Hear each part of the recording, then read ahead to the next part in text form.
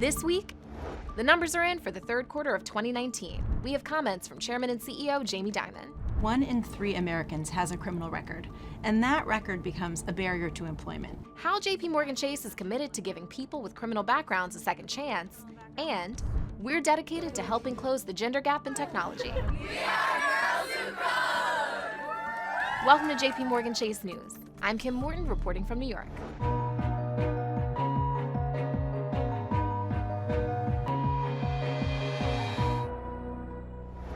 Despite a more challenging interest rate backdrop, JPMorgan Chase delivered record revenue for the third quarter of 2019. We reported a net income of $9.1 billion, up 8% from last year, and earnings per share at $2.68, up 34 cents from the same time last year. So what does Chairman and CEO Jamie Dimon have to say about it? The consumer remains healthy with growth in wages and spending, combined with strong balance sheets and low unemployment levels. He also says this is being offset by weakening business sentiment and capital expenditures, mostly driven by increasingly complex geopolitical risk, including tensions in global trade. You can see the full presentation, including the disclaimer, on jpmorganchase.com. A second chance. Many people want one, not everyone gets one, especially when it comes to those with a criminal background. JPMorgan Chase wants to change that. For more, we'll send it over to Heather Burrian. There are 3 key ways JPMorgan Chase plans to reduce employment barriers for people with a criminal background: through the new Policy Center, by making philanthropic investments that support their career development and financial health, and through second chance hiring, which includes removing questions about criminal backgrounds from job applications to attract a broader applicant pool. With us today is the new president of the new JPMorgan Chase Policy Center, Heather Higginbottom. Heather, thanks for being here. Thank you so much for having me. Why focus on people with criminal backgrounds? Well, 1 in 3 Americans has a criminal record, and that record becomes a barrier to employment. And we can see that in the national unemployment numbers. For people with a criminal background, it's so much higher than for the general population.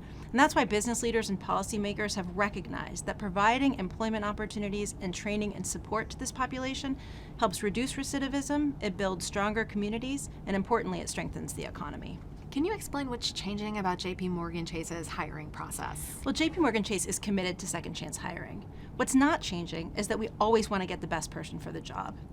And we also have to comply with our federal regulations, and we're going to maintain our selective hiring standards. But what we are doing is making a concerted effort to broaden our applicant pool and bring in more people, including those with criminal backgrounds. The Policy Center is brand new. Can you explain some of its focus, and can you also explain some of the philanthropic investments JPMorgan Chase is making in communities? The JPMorgan Chase Policy Center will develop and advocate a policy agenda to address a more inclusive economy.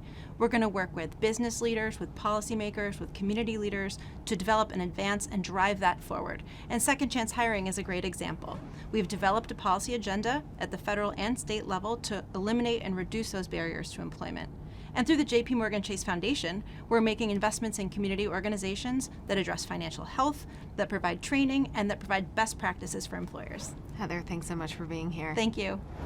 Girls Who Code is a national nonprofit dedicated to closing the gender gap in technology. And this summer, JPMorgan Chase teamed up with them to host 120 girls in 6 technology centers across the country.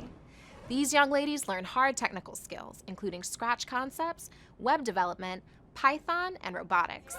Mentors and guest speakers from JPMorgan Chase were also on hand to encourage the growth of soft skills and awareness of technology careers that exist, specifically at JPMorgan Chase. And I was really interested in seeing how real people use the code that we're learning right now. It boosted up our confidence once we figured it out. We were like, yeah, we can do it. That wraps up this week's JPMorgan Chase News. I'm Kim Morton. We'll see you next week.